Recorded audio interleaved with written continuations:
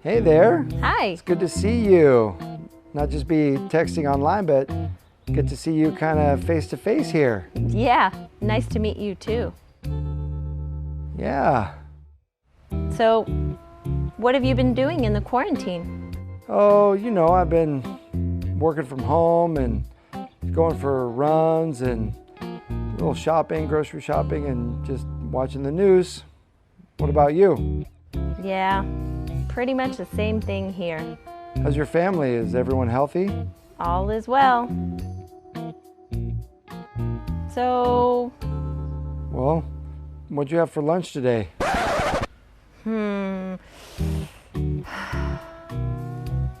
There is no doubt that being in quarantine has limited our ability not only to date, but create fun dates and engaging dates. And when you're limited to FaceTime and you're on that screen time, either FaceTime or Zoom or Skype or something like that, it can start to feel really boring.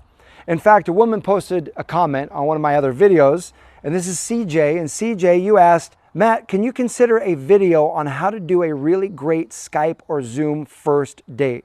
We're all quarantined. Thanks. See, here's the challenge. When you're in something that's boring, boring kills the attraction.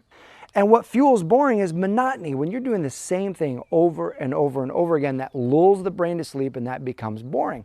So how do you get out of monotony and into exciting? Well, you have to keep in mind that you and I are built for variety. One of our great human needs is variety. You and I have the need for tasting different foods, having different experiences, changing our view of just what's going on. That's why the quarantine can feel so frustrating. So what are some easy ways that you can go from boring to exciting? How can you change the monotony? Well, the first concept that you've got to understand is a pattern interrupt and how to use a pattern interrupt.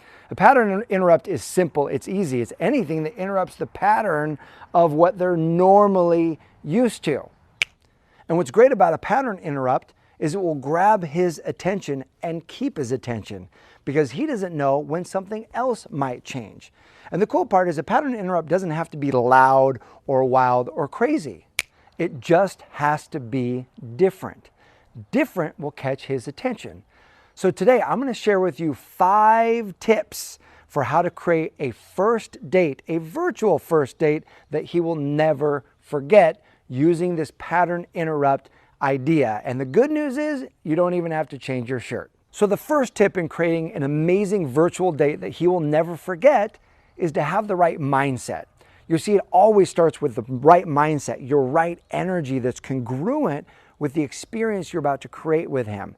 And the right mindset is one that's fun and confident. Fun and confident because when you're in a contracted state or a scared state or a reserved state or a self-conscious state, that just sucks the fun right out of the date. That sucks the confidence right out of you, and it fuels or feeds right into more of a boring experience. So now one of the best ways to create that fun, confident mindset is with meditation. It's an easy way to change your state, to change your mindset. And so to support you in that, I've recorded a guided meditation for you. It's fast, it's 5 minutes, and it's effective, and it's free. So I'm gonna link that up for you. It's a gift from me to you. I'm gonna link it here in the video and in the description. Grab that meditation and listen to it before your first date because it will put you in the right state of mind and in the right state of being. Number 2 is ask him a pattern interrupt question when he asks you out for your virtual first date. And here's how it goes. Most likely you'll be texting, you'll meet him online or something, and he'll write to you, hey, we should do a virtual first date. You want to do FaceTime? And you can write back, sure, that sounds great. And I'd love to try something new with you. Would you be up for something different? This is an awesome thing to say to your man. And here's why. Every man loves the phrase, I'd like to try something new with you. Number 1, it makes him feel special. Number 2, it's exciting. He doesn't know what it's going to be. Are you up for something different? Now, you can actually insert something else in place of different if you want. Are you up for something wild? Are you up for something crazy? Are you up for something unique? Pick a word that actually aligns with you and how you feel, but that word, just different, is great. Are you up for something different? Heck yeah, I'm up for something different because every date's been FaceTime and it's been boring. So he's immediately going to feel the pattern interrupt and get excited about this possibility with you.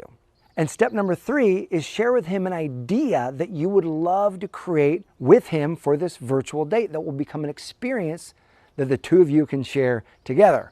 Now, I know what you're thinking right now, Matt, what in the heck could we do together? So I've got 3 great virtual date ideas that you can ask him to help create for you. So the first idea is, because he'll ask you, so what did you have in mind? You can say, hey, I'd love it if you would take me on a virtual picnic. And you say, here's what I would love.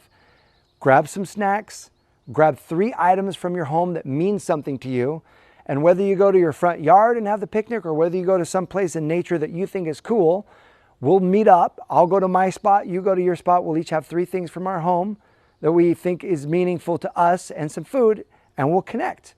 And here's what's so cool about that date idea.